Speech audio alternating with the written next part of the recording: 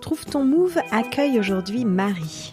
Elle se décrit comme une grande anxieuse, psychomotricienne dans le Doubs puis en Haute-Savoie. Elle a trouvé des bases solides pour pouvoir s'épanouir et prendre son envol. Bonjour Marie. Bonjour Élise. Alors aujourd'hui, je t'ai invitée à Trouve ton Move parce que nous avons été collaboratrices ensemble et tu as été ma première collaboratrice et j'ai adoré travailler avec toi. Et c'est réciproque. En plus, ouf. Et donc, une des premières questions pour te présenter, c'est pourquoi tu m'as appelée un jour en me demandant « Est-ce que tu veux qu'on travaille ensemble ?» Oui, je me souviens très bien de ce jour-là. Je bossais à l'hôpital, dans un service de gériatrie et surtout en EHPAD. Et j'avais envie vraiment de diversifier ma pratique. Je m'y retrouvais pas en EHPAD. Et le libéral m'appelait depuis un moment. Je me suis toujours projetée en libéral. Donc je me suis dit, ne voyant pas de poste qui m'intéressait et voulant me rapprocher de Besançon, je me suis dit, j'appelle les libéraux et je vois si ils ont besoin d'aide dans leur cabinet. Et tu m'as rappelé en me disant oui, j'ai besoin de quelqu'un. Et là, je me suis dit, les planètes sont alignées. C'est ça, c'était un grand oui. Moi, j'avais lancé mon activité en libéral depuis 2-3 ans, je sais plus exactement. Et ça commençait à bien se remplir. Je sortais d'un surmenage, alors j'avais pas envie de travailler comme une folle. Mon objectif, c'était de faire 9h-17h chaque jour, de garder mes mercredis pour faire mes activités d'éveil. Donc tu tombais à pic. Ouais, voilà. Et moi, je cherchais à diminuer, à passer en 80% et à bosser les samedis, donc c'était parfait. Voilà. Ouais. Donc on s'est rencontrés. Voilà. Ça a matché. Tout de suite. Ouais. Et puis j'ai vu que tu te posais beaucoup de questions au départ. Et j'ai aimé moi prendre ce rôle de, on va dire, de coaching un petit peu. Oui. Ouais. Clairement. Et moi j'avais besoin de ça. J'ai toujours eu besoin de ça. Et t'as été et tu es encore aujourd'hui mon mentor, clairement. Allez, carrément. Ouais. Ça a été très rassurant pour moi de commencer en libéral avec toi parce que autant d'un point de vue pratique, où moi j'avais des manquements parce que beaucoup de formations en alternance et puis un début de carrière en gériatrie, donc il me manquait quand même l'expérience à côté de la théorie dans tout ce qui était enfant. Toi, t'étais la star de Besançon en tant que psychomote. Oui. Je m'en rendais pas compte. Si, c'était Élise Benazet, la pro de la petite enfance, donc c'était parfait d'apprendre à tes côtés. Et en plus de ça, tu m'as vachement aussi coaché sur comment gérer l'entreprise, comment développer, comment s'y retrouver dans les démarches administratives. Donc c'était un vrai plaisir, quoi. C'était facile pour une anxieuse comme moi de me dire bon, je me laisse guider par Élise. Et en plus, t'étais forte de projets, de séances à deux, de formation, et très vite, je me suis laissée embarquer. Moi, je te disais souvent, il me semble, j'adore les questions que tu me poses. Oui.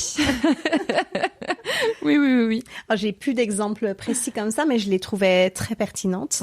Ouais, tu te rappelles pas j'ai pas de souvenirs précis, mais je me souviens qu'à chaque fois tu me disais, parce que je me disais, je pose tout le temps trop de questions, on dirait la bête, l'idiote du village qui pose toujours des questions. Tu disais, non, en fait, tu vas un peu plus loin que les autres dans tes questions, et c'est ce qui a fait que finalement j'ai pris quand même confiance en moi et que maintenant j'assume de poser des questions. Ah, très bien, voilà, tant mieux. Parce que je cherche toujours un petit peu la petite bête. Ouais, et c'est ça que j'aimais bien. Elles étaient pertinentes parce que on n'ose pas forcément s'écouter. On se dit les autres psychomotes y arrivent, elles savent faire des bilans, elles savent réagir, elles savent réagir face à des patients difficiles, des familles.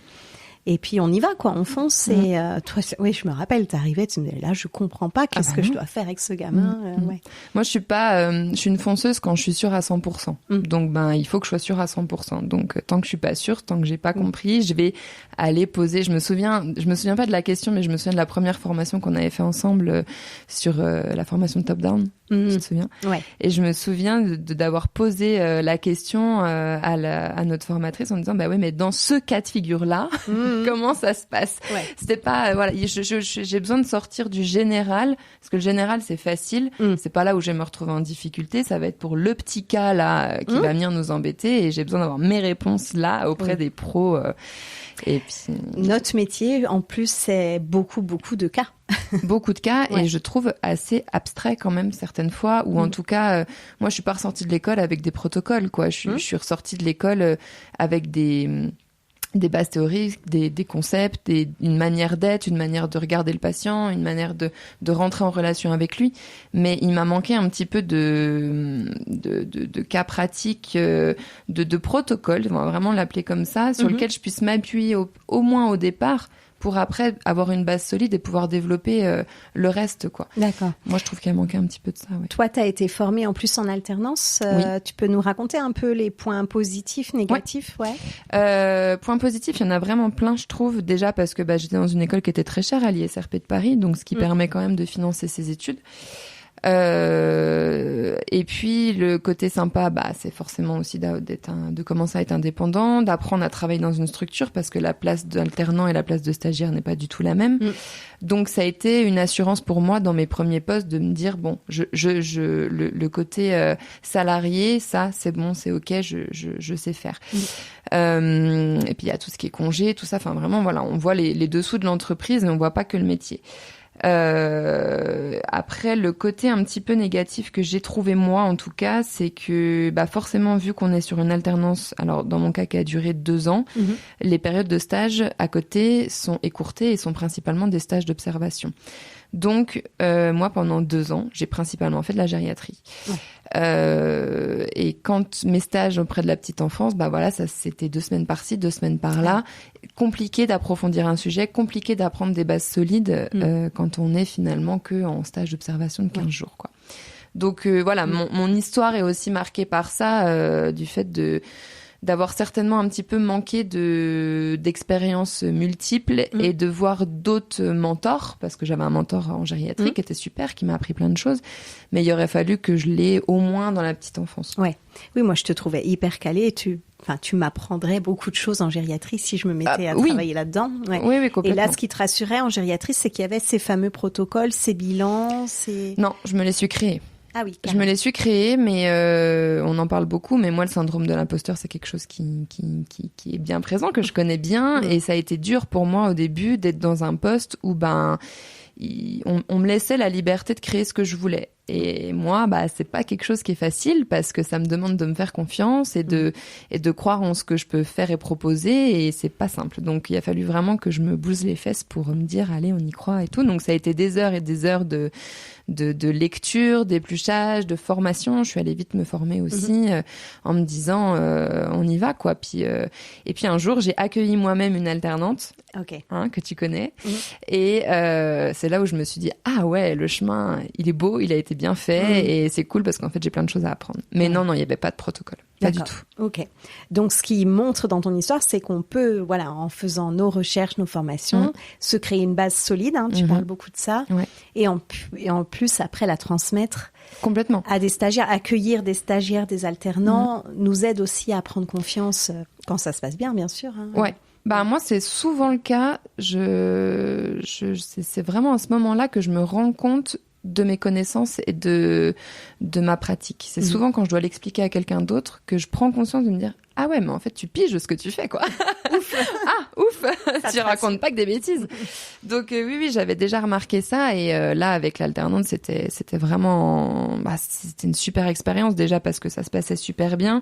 Et puis, en plus, parce que moi, mon expérience d'alternante datait d'il y a peu.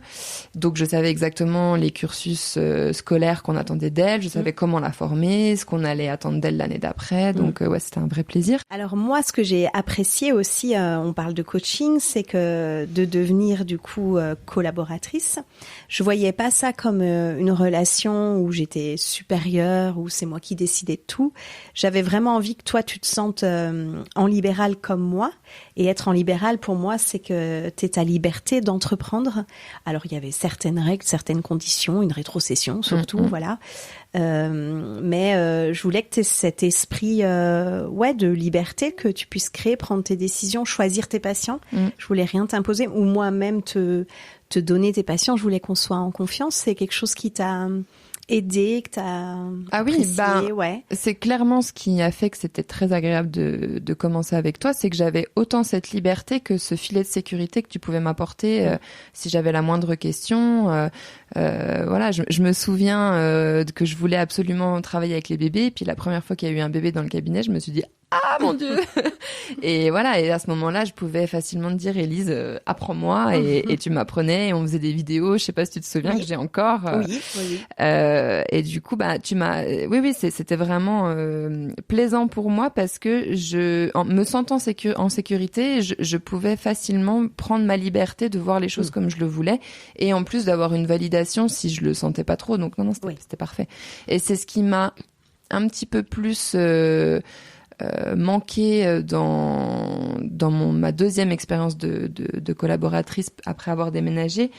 Alors déjà parce que le cabinet se présentait pas du tout de la même manière, le travail en collaboration était pas pareil, il était bien, il était différent, mais il y avait moins ce travail à deux, et c'était presque plus on est collègues et il y a une rétrocession. Et alors j'avais moins besoin de cette sécurité parce que voilà, j'avais pris de l'assurance, mais c'était moins plaisant pour moi à ce niveau-là, quoi. D'accord. Tu te retrouvais donc plus seule à faire tes journées. Oui. Ouais. T'avais une pression financière peut-être ? Légère. Que je me mets surtout moi, mais qui était présente quand même, quoi. Si je faisais des petits mois, on me posait la question de pourquoi. D'accord. Chose que toi, t'as jamais fait, quoi. Moi, je dis plutôt oui à mes collabs de ralentir, pas s'épuiser. Oh là, t'as vu 10 patients, mais c'est beaucoup trop. Oui, oui, là, il y avait pas ce discours-là. Après, on n'est pas non plus dans la même réalité économique frontière de Genève. C'est pas les mêmes charges, c'est pas les mêmes coûts. C'était pas la même demande non plus, hein. On avait plus de 90 patients sur liste d'attente, hein, donc mais voilà, moi c'est ça, j'en tiens pas à rigueur parce qu'il y a des réalités, mais par contre ça me convenait moins. Oui. Effectivement, ça me mettait plus de pression. Ouais, tu le ressentais toi au quotidien. Ouais. Et vous aviez pas ce travail à deux qu'on a pu avoir, parce qu'on a pu nous créer des groupes, des groupes autour de l'écriture. Ouais. Autour des trucs de la coordination. C'était surtout ça, ouais. C'était vraiment sympa, ces groupes. Ouais, donc si tu peux raconter un peu comment on a fait. Ouais, on s'est déjà formés sur cette ensemble. On a fait une formation où il y avait un peu tout le gratin de la psychomote de Besançon. Et puis suite à ça, Élise, très créative toujours, plein d'idées. Tu me parles de faire un groupe comme on l'avait un petit peu étudié pendant cette formation, et tout de suite je te dis mais oui, on y va. Et on avait toutes les deux des patients qui rentraient dans le programme, donc assez rapidement on a mis ça en place les mercredis matins. C'était on a mis en place ça rapidement les mercredis matins. C'était donc une matinée, ça durait quoi, 1 heure si je dis pas de bêtises. 3 quarts d'heure, je crois, on prenait. 3 quarts d'heure, et on faisait 1 quart d'heure par tâche. Je crois qu'on avait vraiment suivi le protocole que nous avait appris cette formation pour le coup. Oui. C'était une formation, sur les méthodes coop. Oui. Pour les troubles de la coordination. Il y avait coop, il y avait NTT aussi, pour les troubles graphiques avec déficience. Oui, c'est vraiment des méthodes pour expliquer qui travaillent sur des tâches précises. Faire ses lacets, c'est pas pareil qu'écrire, que de nouer une cravate. Toutes ces personnes qui ont des dyspraxies, des troubles de la coordination. Il y a un protocole spécifique qui est reconnu pour les soutenir, et on l'apprend pas encore suffisamment en profondeur dans les écoles, donc en tout cas moi je l'avais pas appris. Peut-être que c'est différent aujourd'hui. Ça se met en route effectivement. Donc on est ressorti de cette formation outillée, et il fallait pas attendre. Non, il fallait pas attendre. On avait refait le point sur le MABC aussi. On avait retravaillé un petit peu nos bilans. Donc ça, un bilan psychomoteur vraiment axé sur les troubles de la coordination, avec lancer de balles, équilibre, voilà. Ce qui moi était complètement ma came en libéral. Hein. Vraiment, c'était là où je m'éclatais le plus dans les prises en charge. Parce que là, pour le coup, c'est assez rigoureux. On sait ce qu'on fait, on sait ce qu'on doit attendre ou pas du patient.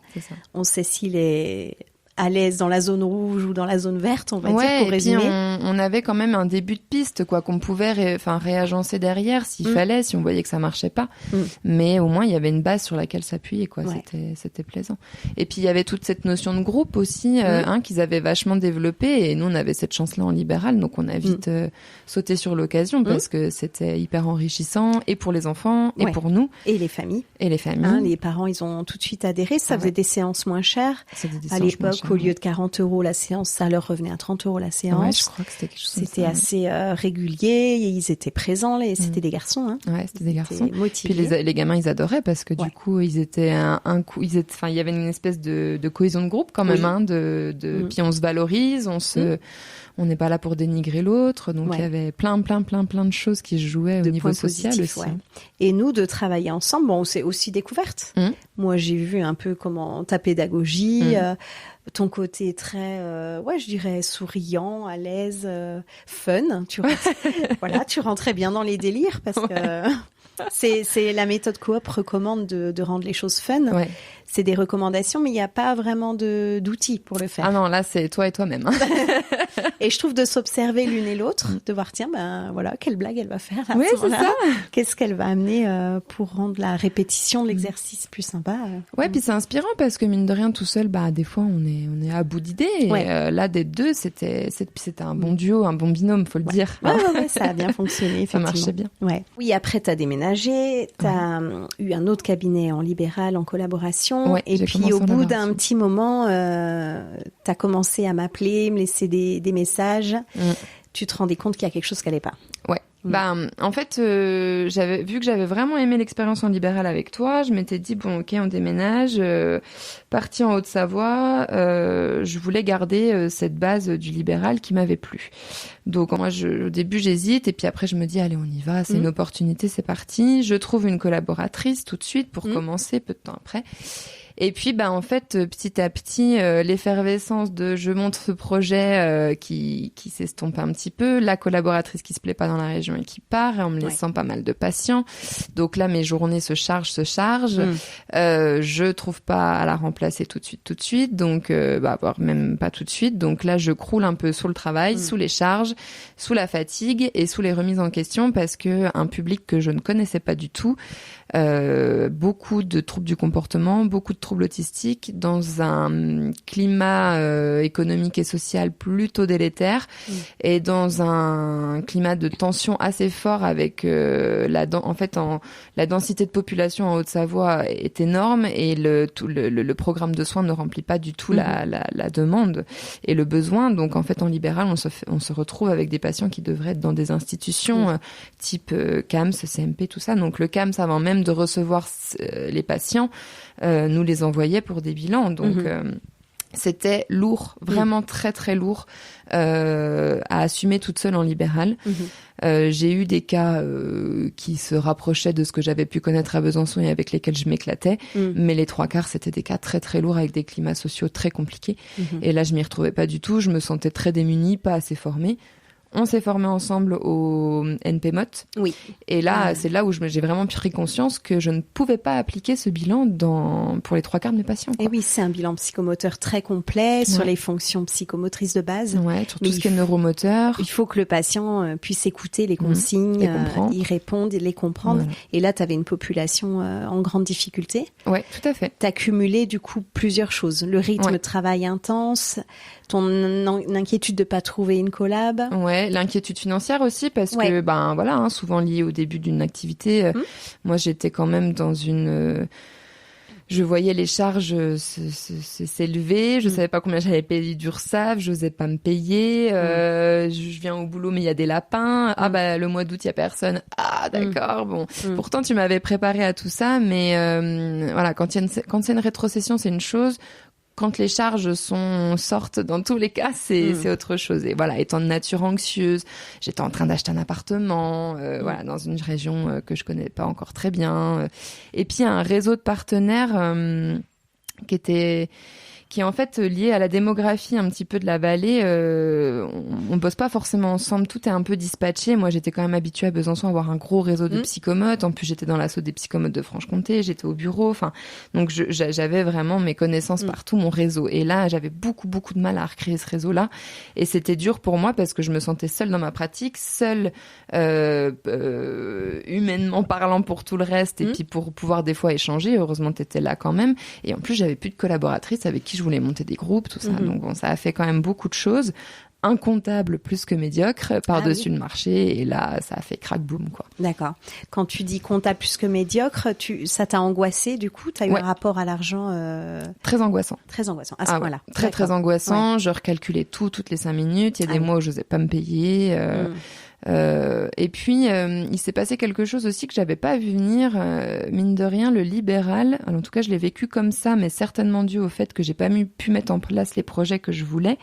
J'ai trouvé ça très routinier, très redondant. Ouais, ça peut. Voir toujours le même enfant les lundis matins à 8h, au bout d'un moment, c'était plus du tout stimulant pour moi. Je comprends, ouais. Et là, j'ai eu le temps de réfléchir et de cogiter. Et du coup, je pense que c'est aussi là que l'anxiété a commencé un petit peu à s'installer sur des sujets, voilà, l'argent, plus la fatigue parce que j'avais 50 minutes de route. Voilà, ça a été le combo gagnant. Le fait de pas réussir à recruter, le fait d'avoir des patients lourds. Et puis là, le corps, il a commencé à parler très fort. Ouais. Et donc, tu peux nous dire un peu les signes que tu as ressentis? Les premiers signaux, ça a été des douleurs au dos, dans les trapèzes notamment, mais moi je suis assez sujette à ça, donc au début je me suis dit bon, je suis mal installée au bureau, je m'étire pas assez, je vais reprendre le yoga, c'est la voiture, on trouve toujours plein d'excuses. Ensuite j'ai commencé à vraiment mal dormir, et puis après j'ai commencé à pu réussir à lâcher. C'est-à-dire que le week-end, je profitais plus de mes week-ends. J'avais cette sensation de voir toujours quelque chose qui me pesait. Et puis, je me sentais négative. J'avais envie de tout quitter alors que je venais de concrétiser le projet d'une carrière à ce moment-là parce que c'était vraiment un objectif pour moi. Et au final, quand j'entendais ma belle-sœur parler de son travail en usine, je me disais, moi aussi, je veux faire ça, quoi. Et j'ai mis du temps à comprendre ce qui se passait parce que les interrogations pouvaient tourner autour du cabinet, mais pas que. Ça a été une espèce de, ce que je te disais en aparté tout à l'heure, comme une vague qu'on se prend. On se dit, bon, la vague va passer, faut un peu serrer les fesses. Et en fait, la vague, elle passe pas. Et il y a un bout d'un moment, on est sous l'eau et on sait pas de quoi faire du tout et on sait pas ce qui se passe, quoi. Oui. T'avais des pensées redondantes comme ça, comme si t'allais pas y arriver. Encore ça à faire. C'est ça, une espèce de, je devenais irritable, je devenais très sensible, je supportais plus grand chose, j'étais au bord des larmes tout le temps, une grosse fatigue. Du coup, les jours de repos, j'avais plus rien envie de faire. Je ressentais de la culpabilité. Enfin, vraiment, j'avais les émotions à fleur de peau. À fleur de peau, quoi. C'était et puis un corps douloureux, un corps fatigué. Moi, qui étais très sportive à l'époque, j'embarquais, je montais sur mon vélo, j'arrivais plus rien à faire. J'allais courir, je pouvais plus respirer parce que je commençais à faire des crises d'angoisse. Donc le souffle suivait plus. Donc après, c'est l'estime de soi qui dégringole. Le comptable, on l'appelle pour se rassurer, puis il me dit « Ah bon, vous avez un prêt ?» Ah je m'en souvenais plus. Donc là, c'est coup de grâce. Donc et puis de pas m'écouter non plus. C'est toujours facile à dire après après coup, mais voilà, il y avait des choses que je sentais pas et j'y suis allée quand même. Oui, c'est ça. On se force. Parce qu'il y a cette culpabilité, comme tu dis, cette impression de pas bien faire, donc faut faire plus. T'arrivais peut-être plus à avoir ton chiffre d'affaires sur l'année. Tu me parlais tout à l'heure mon mois d'août, je gagne rien. Et ça fait partie du libéral, effectivement. Ça fait partie de ce rythme imposé par le rythme scolaire avec nos petits patients. Mais je pensais que j'allais en profiter. Un mois complet sans travailler, trop bien. Pas du tout. Tu pensais à l'argent. Je pensais à l'argent. Je pensais à mes séances quand j'allais reprendre. Des fois, je regardais ma montre. On était mercredi, il était 10h et je me disais, tiens, là, c'est l'heure de... Tu décrochais. Je décrochais plus du tout. Ouais, c'était envahissant. Et tu dis que t'étais à fleur de peau, donc sans sommeil, fatigue générale. Des réveils nocturnes, ça m'est jamais arrivé. Moi, j'ai toujours été une bonne dormeuse. Jamais eu de problème pour m'endormir. Avant de m'endormir, j'étais obligée d'écouter des bruits de vagues, de choses comme ça pour m'endormir. Pour mieux prendre la vague. Voilà. Je me réveillais en pleine nuit complètement paniquée. Le matin, je me réveillais complètement crevée comme si j'avais pas dormi. Arrête, tu vas faire peur à tout le monde. Pardon, mais si ça vous arrive, ne vous inquiétez pas, tout passe, mais réagissez avant. Et donc, comment t'as réagi? On a dû s'appeler, je pense. On s'est appelé plusieurs fois. Toi-même, à ce moment-là, t'étais pas dans une super période. Moi, je venais de faire un surmenage, T'étais en plein dedans aussi, t'avais des douleurs aussi, je me souviens. On s'était retrouvés à la montagne. Oui, c'est vrai. Vu Mont Blanc, puis on avait discuté de... ce moment, je me rappelle. J'étais à fleur de peau, je pouvais pleurer pour rien. Une petite remarque, je me rappelle, c'était difficile. Et donc oui, moi je me suis arrêtée, mais je savais pas que j'allais m'arrêter à ce moment-là 1 an. Mais j'ai fait un arrêt maladie mois par mois et j'ai bien eu besoin d'1 an pour reconstruire mon projet professionnel aussi derrière. Et toi, c'est venu juste après. C'est quand toi, t'as compris que tu faisais un surmenage que tu m'as dit, Marie, attention. Parce que moi, j'ai laissé passer l'été en me disant, de toute façon, je vais beaucoup moins travailler, je vais en profiter pour me reposer. j'ai repris le boulot plutôt contente et puis en fait 3 semaines après, baf, ça repartait quoi. C'était de nouveau la catastrophe et je comprenais pas et on s'est eu et tu m'as dit attention, je pense que tu es en train de faire un burn-out. Et le médecin m'en avait déjà un peu parlé, je voulais pas l'écouter parce qu'il y avait aussi une autre chose maintenant qu'on en parle dont je me souvenais plus, c'est que je redoutais plus que tout l'arrêt maladie en libéral. Ouais. Ça venait appuyer sur une angoisse qui était horrible, celle de que tout s'écroule au niveau financier. Donc et pourtant j'en payais des assurances pour que si ça arrive, tout se passe bien sûr. Ouais. Apprendre, c'est impératif, c'est très important. Ouais, moi je l'ai pris au bout de 2-3 ans, le temps un peu de voir combien je gagnais aussi. C'est important. Mais... Ouais, tu l'as pris assez vite du coup. Bah moi assez vite parce que j'avais quand même la trésorerie et le recul qu'on avait par les années qu'on avait fait ensemble. Donc je partais pas de zéro comme toi à l'époque. Donc j'ai pu me permettre de l'apprendre assez rapidement. Et puis de toute façon, en bonne anxieuse que je suis, c'était hors de question que je me passe de ça. Et j'ai bien fait parce qu'au final, il s'est rien passé. En fait, au final, ils ont payé mes charges, ils m'ont donné un salaire pendant mon arrêt maladie. Mais il y avait un truc complètement irrationnel qui était, je sens que je suis stressée et que je vais devoir m'arrêter. Mais plus je le sens, plus ça me stresse parce que je veux pas. Et c'était. Il y a un travail vers l'acceptation comme si on se sentait très faible et nul, vraiment. Les autres y arrivaient, pas moi. Donc si tu me demandes si ça va, moi je m'écroule. Ouais, pareil. C'était ça. C'était horrible. Ça c'est un bon signe de surmenage. Oui, complètement. C'était la question qu'il fallait pas me poser le matin. Surtout au travail.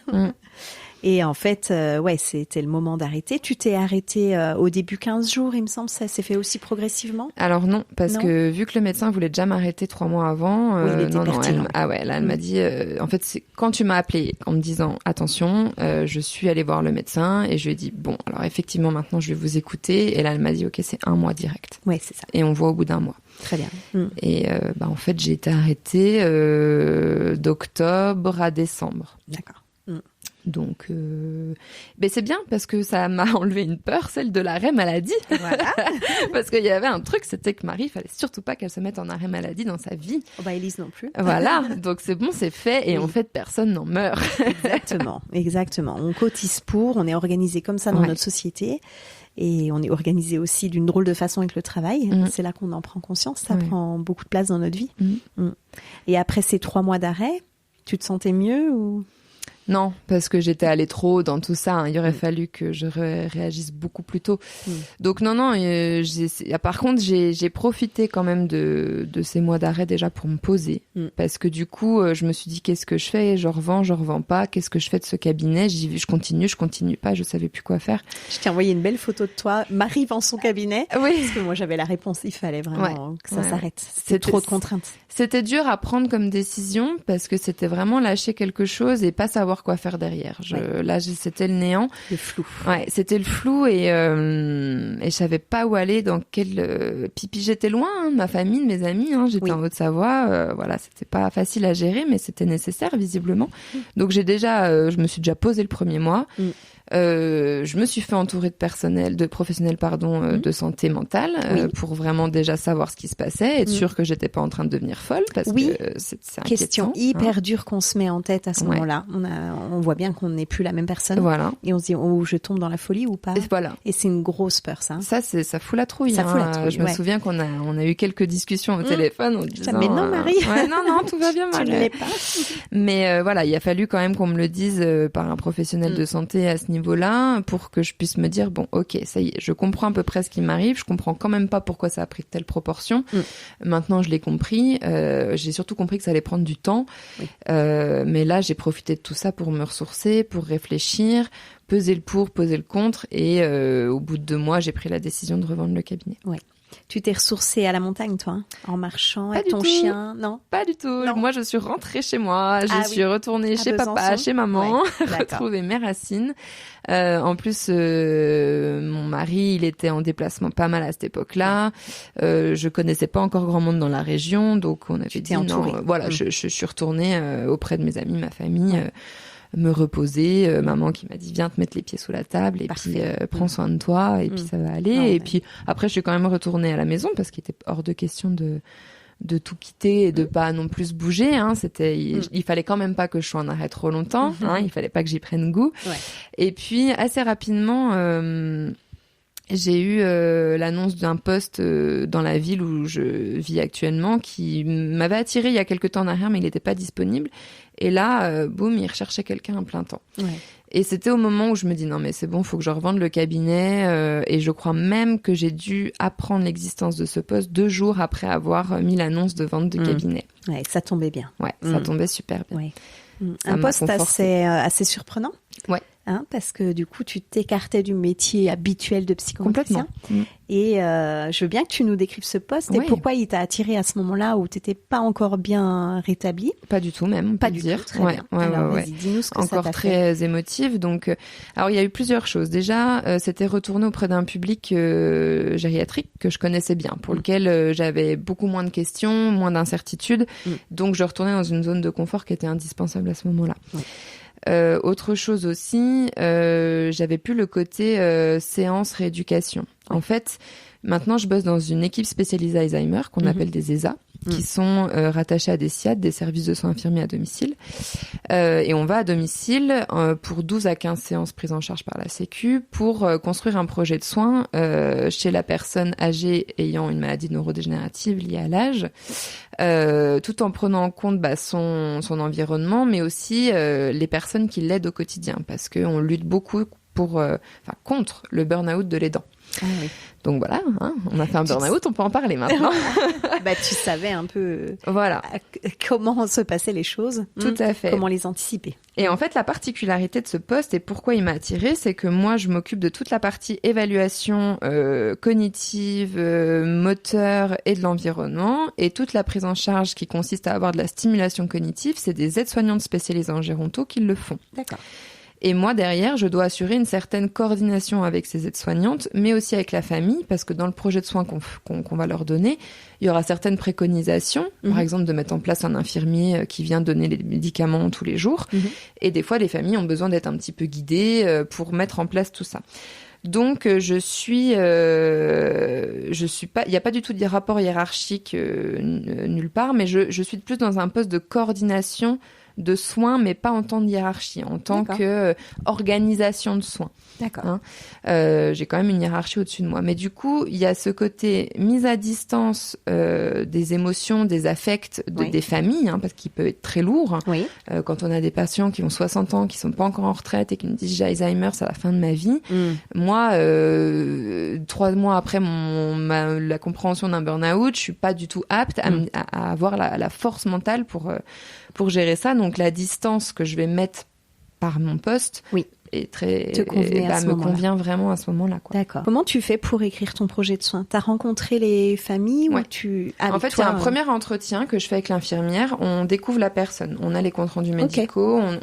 On essaie d'avoir toutes les informations. Un petit peu, on dit qu'on fait le contrôle technique à ce moment-là. D'accord. On essaie d'avoir toutes les infos de la pathologie de la personne, de ses antécédents, et puis de ce qui est déjà mis en place ou pas et de ses difficultés. Est-ce que c'est une personne donc qui souffre d'Alzheimer, qui a pas une bonne mémoire? Tu la rencontres elle ou elle et l'entourage? Et l'entourage. Ce qu'on appelle l'aidant. D'accord. Parce que ça peut être un enfant, ça peut être le conjoint, ça peut être une voisine, donc on va vraiment l'appeler l'aidant. La personne qui est capable de répondre à la place de la personne malade si elle peut pas, en fait. D'accord. Donc après cet entretien, tu élabores un projet de soins? Alors non, je le vois 4 fois. J'ai 4 rendez-vous d'1 heure. D'accord. C'est réparti sur une semaine. On voit le patient 1 fois par semaine. D'accord. Donc je fais sur 1 mois, du coup, à raison d'1 heure par semaine. Il y a 2 rendez-vous d'évaluation cognitive et motrice. D'accord, donc tu es dans le bilan là quand même. Voilà, je suis dans le bilan. On a nos tutelles qui est l'ARS nous demande des bilans spécifiques de type MMSE, TINETI. MMSE, ça va être un bilan très très succinct pour voir s'il y a des troubles cognitifs. Normalement, c'est un bilan de dépistage des troubles cognitifs. D'accord. TINETI, ça va être un peu dans le même genre, mais pour l'équilibre. D'accord. Et puis après, moi, je fais passer une partie de l'EGP, qui est l'examen géronto-psychomoteur pour lequel j'ai été très formée vu que j'ai bossé longtemps en géronto. Donc voilà, je vais essayer de comprendre le profil cognitif de mon patient. Ensuite, 3e rendez-vous, je vais aller voir à quel endroit il est autonome, à quel moment il ne l'est pas. D'accord. En prenant vraiment la symptomatologie de l'Alzheimer. Est-ce que c'est un manque d'initiative? Est-ce que c'est une apraxie qui se met en place? Voilà, on va aller chercher vraiment tout ça. Quand la personne va me dire oui, il prend sa douche, mais en fait, il faut lui répéter 15 fois d'aller prendre sa douche, c'est pas la même mesure à prendre. Hein. Là, si la personne va prendre sa douche parce que c'est un rituel, tous les matins à 8h, il le fait, ça fait 30 ans qu'il le fait, c'est beaucoup moins fatigant pour les dents que les dents qui doivent dire 15 fois, va prendre ta douche comme s'il avait 4 ans et demi. Ouais. Ou autre d'ailleurs, mais voilà, c'est épuisant cette répétition. D'accord. Donc c'est ces petites nuances-là que je vais venir chercher pour essayer d'évaluer un petit peu où on en est dans le maintien à domicile, quoi. Quels sont les risques? Est-ce que la personne va se mettre en danger toute seule parce qu'elle peut mettre le feu à son appartement? Ou est-ce qu'on est plus sur un risque de burn-out de l'aidant? D'accord. Et du coup, derrière, d'agressivité, de violence ou même d'hospitalisation de l'aidant, parce qu'en fait, derrière, ça entraîne des soucis de santé. Et si l'aidant est hospitalisé, il n'y a plus personne. Et du coup, souvent, le patient est hospitalisé aussi. Et on se retrouve dans des situations catastrophiques. Donc, vous êtes dans cette prévention-là, d'éviter ces cas ultimes. Tout à fait. Ouais. Donc ça, moi, ça vaut 4 rendez-vous. Super, ok. Pour lequel je fais cette évaluation. Et je rédige mon bilan. En fait, ce projet de soins, c'est un bilan. Comme un bilan psychomoteur. Traditionnel, ok. Traditionnel, tout à fait. 4e rendez-vous, je donne mes conclusions de bilan. Ok. Et les préconisations. Mais aussi ce que nous, on va faire pendant la prise en charge. D'accord. Ce qui est, nous, de la stimulation cognitive et motrice et sociale, hein, parce que le seul traitement d'Alzheimer au jour d'aujourd'hui, ça va être de stimuler au niveau de ces 3 champs-là. D'accord. Et puis, après, il y a ce qu'on appelle une séance relais. Donc là, c'est le 5e rendez-vous où je présente l'aide-soignante qui va venir terminer les 10 séances de stimulation cognitive et sociale. Okay. Voilà un petit peu la prise en charge type. Après, moi, dans ma journée type ou dans ma semaine type, j'ai des temps de transmission, j'ai des temps de coordination où j'appelle les familles, où j'appelle différents partenaires parce que faut se mettre en relation. Des fois, on fait des concertations avec les médecins et puis tous les professionnels de santé qui tournent autour du patient parce que la situation est très complexe. On a des temps de réunion, bien sûr, d'équipe, on a des temps de supervision. Et puis après, je vais voir les patients pour lesquels je suis en bilan. Ouais. Et puis je prends ma voiture et je vais au domicile des patients. Donc les journées passent vite et je me balade beaucoup dans la haute vallée de l'Arve, donc tout autour du Mont Blanc. Ah, génial. Ouais. Donc tu continues à avoir ce lien avec des patients. Oui. Mais sans que ce soit lourd pour toi, tu pourrais dire la différence? Ouais, tout à fait, parce qu'en fait, je suis beaucoup... Alors, c'est très personnel, mais je suis pas... je mets pas en place le projet. Je suis garante du fait qu'il se mette en place. D'accord. Mais celle qui va vraiment être au plus près du patient pendant 10 séances, ça va être l'aide-soignante. D'accord. C'est elle qui va se prendre les plaintes de l'aidant. C'est elle qui va se prendre la mauvaise humeur du patient. D'accord.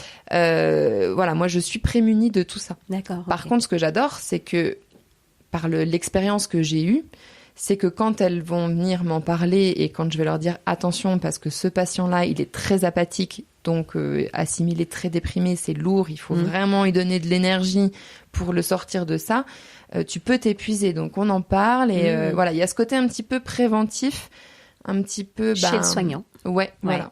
Donc tu es en mode coaching. Un petit peu plus, que tu avais déjà aimé et tu retrouves avec ça. Mon alternante. Ouais, d'accord. Et que je retrouve. Donc en fait, ça réunit des qualités que tu as. Quand je disais que j'appréciais chez toi les questions que tu pouvais poser.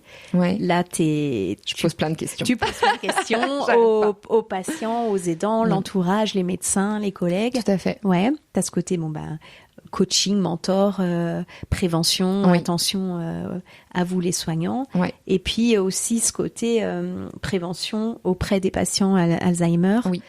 Où là, tu dois te sentir utile. Complètement. Au lieu d'aller à la case, comme tu disais, à l'hospitalisation. Tout à fait. Vous avez un rôle essentiel dans ces institutions. Et en fait, je crois que c'est ce qui vient c'est vraiment la cerise sur le gâteau pour moi parce que c'est vraiment un métier, une façon d'être psychomote en tout cas où je me sens extrêmement utile parce que c'est très concret. D'accord. Moi, je vais proposer des solutions hyper concrètes aux patients ou à leur famille. Hein, quoi. On est sur des trucs qui peuvent paraître basique, mais en fait pour nous soignants, parce qu'on connaît le système de santé, mais pour des agriculteurs, pour des comptables, ça leur est complètement inconnu. D'accord. Donc on leur donne des solutions qui sont pratico-pratiques, dans la mesure du possible, hein, parce qu'après il y a la réalité du terrain, qui les soulage instantanément. Trop bien. Et on peut revenir tous les ans, on refait le point, Ouais, moi je me sens vraiment très utile et c'est vraiment ce qui ressort aussi des patients et de leur entourage. Donc pour le coup, je sais que je me plante pas. Ça a plus je tourne beaucoup moins en rond et je suis beaucoup moins à chercher la petite bête qu'avec certains de mes patients où je me disais mais j'ai beau tout essayer, rien ne marche. Je comprends. Rien ne marche, voilà. Et donc là, non, c'est très rare que j'ai des cas où finalement ça ne marche pas et on trouve pas de solution. Donc c'est plus facile pour moi de prendre du recul et d'avoir un sentiment de travail bien fait. Donc toi, tu as trouvé ton move en te sentant utile. Ouais. Je pense que c'est ça. En me sentant utile et c'est ce qu'on disait tout à l'heure en bossant en partenariat, que ce soit avec les salariés de la boîte, que ce soit avec les associations qui sont autour de nous, qui sont pas forcément la même profession, mais on va bosser ensemble, en participant à des colloques, à des formations, des congrès, des choses comme ça sur Alzheimer. Là, ça y est, je recrée ce lien que j'avais perdu, ce travail en réseau qui est vraiment important pour moi et qui finalement fait qu'en fait je m'éclate dans un métier. Donc, Ce que tu avais aimé là pour le coup à l'association des psychomotes de Franche-Comté. Oui. Ouais. Et ce que j'ai beaucoup aimé en travaillant avec toi, parce que tu avais un gros réseau aussi, tu m'en faisais profiter et du coup, et puis c'était facile de bosser en réseau à Besançon aussi. Aussi. Ça se faisait très facilement, beaucoup plus facilement que là où j'étais. Donc là, tu dirais que tu es guérie de ton surmenage, ou tu sens que tu as des fragilités, que tu y es attentive. J'y suis attentive. C'est plus ça. Ouais. D'accord. Je vais être tout à fait honnête parce que si ça arrive à quelqu'un qui nous écoute, j'aime autant dire que c'est long. Et c'est vrai, c'est long. Et ce qui m'a aidé vraiment dans ces moments-là, c'est bien sûr de m'entourer, mais c'est de bien garder en tête qu'un jour ça passerait. Ouais. Que tout passe et que ça passerait. Et il y a des moments où c'est dur de se le dire, mais même au fond du fond, je me disais, il y a un jour, tu te retourneras et tu comprendras ce que tu as vécu. Voilà. C'est vrai. Ouais. C'est pas des paroles en l'air. Donc, voilà, si vous êtes en plein dedans, pas de panique. Entourez-vous, famille, que ça soit au niveau famille, sociale, mais aussi de professionnels de santé, correctement. Faites ce qui vous fait du bien, que ça soit la médecine classique ou autre, parce que tout peut soulager et faut pas lésigner. Mais voilà, non, je fais attention. Et là, j'ai eu le cas récemment d'une fille aidante pour ses 2 parents qui est en plein burn-out. Ouais, ça a refait monter quelques émotions et c'est là où j'ai senti que, tiens, c'est pas, voilà, ça fait partie de mon histoire, c'est là, c'est pas à vif, mais on va dire que c'est pas tout à fait encore cicatrisé et il y a encore des choses à comprendre, j'en suis sûre, surtout quand on se pose plein de questions. Quelqu'un d'anxieux et qui manque de confiance en soi, on n'aurait pas pu en dire qu'un jour t'allais coacher comme ça.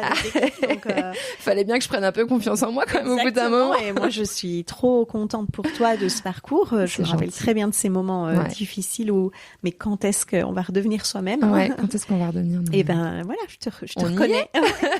Donc bravo à toi et continue à trouver ton move. Merci Élise et bravo à toi aussi. À bientôt. À bientôt. C'était Trouve ton move, un podcast pensé et réalisé par Élise Benazet.